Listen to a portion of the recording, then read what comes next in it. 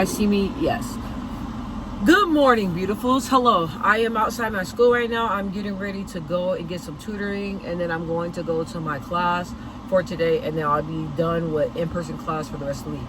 So questions that I've been getting asked is, let me turn my ear off real fast. Questions that I have been getting asked: do you still foster? People have been asking me, do I foster? Because I took down my fostering videos and I have not been talking about fostering, but I wasn't going to bring it back up. But the reason why I want to bring it up, because I noticed that a lot of my subscribers and a lot of the people that I've been talking to were coming to my page for fostering information because they're foster parents, right? So I was like, okay, since you guys are coming to my page for that, I should at least give you guys an explanation and at least update you guys on what's going on with me and at least be honest with you guys. So to answer the question, do I still foster? No, I'm no longer a foster parent. We no longer foster at all. We had a baby we had our son ever since birth, and we finally were able to adopt our son. So our son is officially adopted, and we are no longer a part of the foster care system at all. So I do not foster at all. The reason why I decided to go ahead and answer this, because I noticed that a lot of people were like waiting for me to speak about it. I was kind of shocked, because I was like, I know fostering is like a hot topic, but I was like, I went through some things. So like when I was talking about fostering and everything on here, there's a lot of people that was like trying to mess up what I got going. They're coming to their own their own conclusions. They were flipping my words, and they were really being vindictive and trying to make my life a living hell, which didn't work, because obviously it didn't work, you guys. We adopted it, and we adopted a beautiful baby boy. So whatever the people that were on here trying to do something, trying to sabotage everything that I had going on, at the end of the day, God has a say so. And I don't know what you guys were trying to do, but it didn't work. I know you guys try to break my spirit and try to make my life a living hell, and try to bring up all these crazy allegations and all these lies, but honestly, you guys didn't win. So I just wanted to go ahead and speak on that. So what fostering? People were getting mad at me because they said that I wasn't emotionally equipped to foster, right? Because I was saying how exhausting it can be, and that you have to really think like, is this something that I really want to do? Now listen, that's real life stuff. I'm not sugarcoating it. It's true. I don't know why people don't want to accept my raw, honest truth when it comes to fostering. Okay, now if fostering was easy, everybody would get approved. Everybody would do it. Not everybody would do it. Not everybody has the patience to foster. Not everybody has that background to foster. Not everybody has the tools and the techniques to foster. Okay, you're not fostering normal functioning small human beings. They're not like that. They've been through trauma. They've been through neglect. A lot of them have been assaulted, a whole bunch of different things. So you have to be equipped and emotionally and spiritually ready to take something like that on.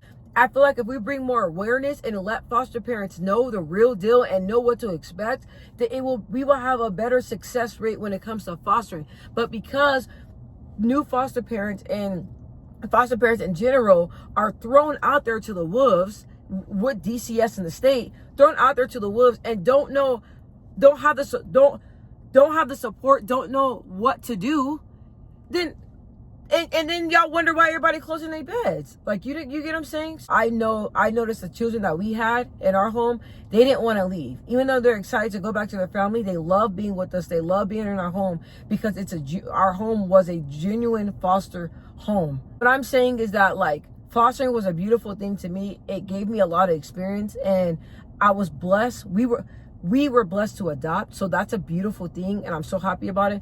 But you have to know when to go to the next chapter.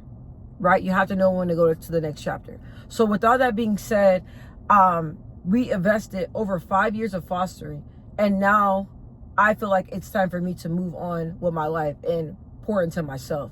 I spent the past 5 years pouring into children, pouring into their parents, pouring into their family, and taking on their family dysfunction and bringing it on top of the things I got going on in my life, because I want to be able to help other people. And I sacrificed my happiness and my well-being for it. And that wasn't fair to me. So now it's time, even though it was a beautiful chapter of my life and I loved every bit, a moment of it. I love every moment of it, even the moments that were not so great. I still love those moments. It taught me a lot. But now you have to know when to close a chapter. I was talking to one of my subscribers, and she was saying how she was fostering, and she said that she was it was overwhelming to her, and she, you know, wanted to take time to step away to really get herself together because she's a single person, and she wanted to really get herself together and then come back to fostering. That's a beautiful thing. I'm glad that she recognized it. There's a lot of foster parents that jump into fostering and then they go through so much stuff, and that they allow that to bleed into the way they treat the children and the way they treat everybody else that's on the children's case and the children's team. There's a lot of foster parents that don't give a freak, okay? There's a lot of foster parents that do not care. They don't care because they're like, okay, you guys want to treat me like this? This is what you guys get. But I'm not that type of foster parent. I'm not that type of foster parent, you know? So it was beautiful while it lasted, and I still do encourage everybody to foster, but I'm just saying you have to go in it with an open mind. You have to go in it honest with yourself.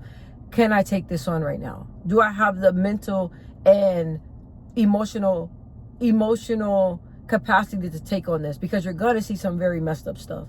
You're gonna hear some very messed up stories. You're gonna see some things and read referrals, and when they send you referrals for kiddos and stuff like that, when you read it and stuff, it's gonna mess you up. There's a referral that I was talking to another foster mom about that I got, and it really mentally messed me up. I feel like I got like secondary trauma when I was reading about these little girls and what they were saying and what they went through. It really messed me up. So you have to be mindful, when you have to know like what you're really getting yourself into. I'm not being negative at all, but as me, when I first came in as a foster parent, I wish that everything that I shared and all the knowledge that and my experience that I show and tell other people, I wish that somebody gave that to me.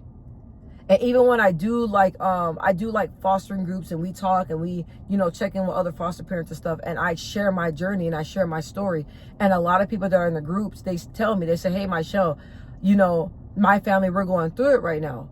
You know, so I'm just real grateful that you're able to share and share and be honest and let us know what you went through. Because if you did not let us know what you went through, you know, we will keep feeling isolated, like we're the only foster parents that feel this way. And then we felt bad for feeling the way we felt.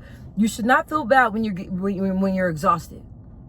You should not feel bad when you have outside parents keep blowing up your phone because they're getting mad because they feel like they have an obligation to the child, and they can call and show up and pop up to your house at every moment of time. Okay?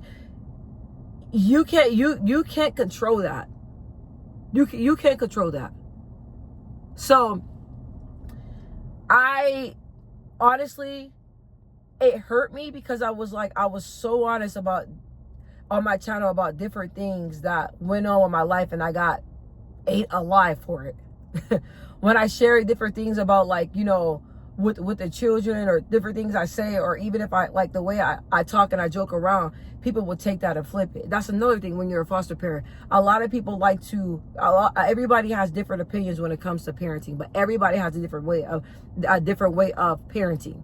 And you can't judge the way somebody's parenting. Everybody parents and does things differently, and you have to respect that. I continue to be an advocate for these kiddos. A lot of the kiddos that we had, they went home, so that's a blessing. But me knowing that they were able to stay in our home in a safer environment and live their life to the fullest, even though they were going through turmoil, that is a bigger blessing to me. With my fostering journey, I love every aspect of it. It taught me a lot. It taught me a lot and helped me grow as a person. It also taught me how to be a better mommy to my adopted son. You know, and I like to say adopted son because our adopted son, he's not black. So we want him to know at a very young age that he's adopted, because we feel like that it is, if we, you know,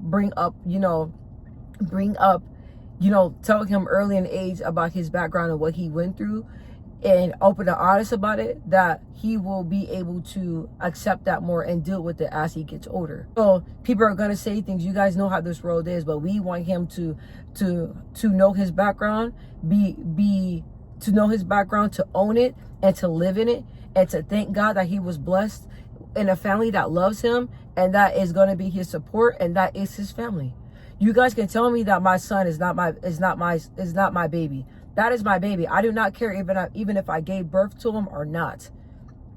That is my son. And it feels like, even though I'm not his tummy mommy, meaning that I didn't give birth to him, I've had him ever since he was a baby, all the way up until 1.5. So to me, that is my son. So I thank God that fostering was able to bring my son and to me. I always wanted to adopt it ever since I was younger. So my plan was to adopt and not have children, but I have a daughter, thank God for that. So I was like, okay, I have a daughter, so I'll love to adopt again. And we got pregnant, so I was excited about that, but unfortunately we had a miscarriage. And then I was like, God, like, I know that you will bless me with a child. I don't know what that's gonna look like, if it's gonna be adopted or, you know, a bio child. I don't know what that looks like, but I trust in you. So then a few years after the miscarriage, we were blessed with our son and we're able to adopt him. So like I said, like, you don't know what God has for you. And I can say that fostering allowed me to grow as a person, and it taught me a lot of things, and taught me a lot of things, to show me a lot of things. And now I'm ready to go to the next chapter.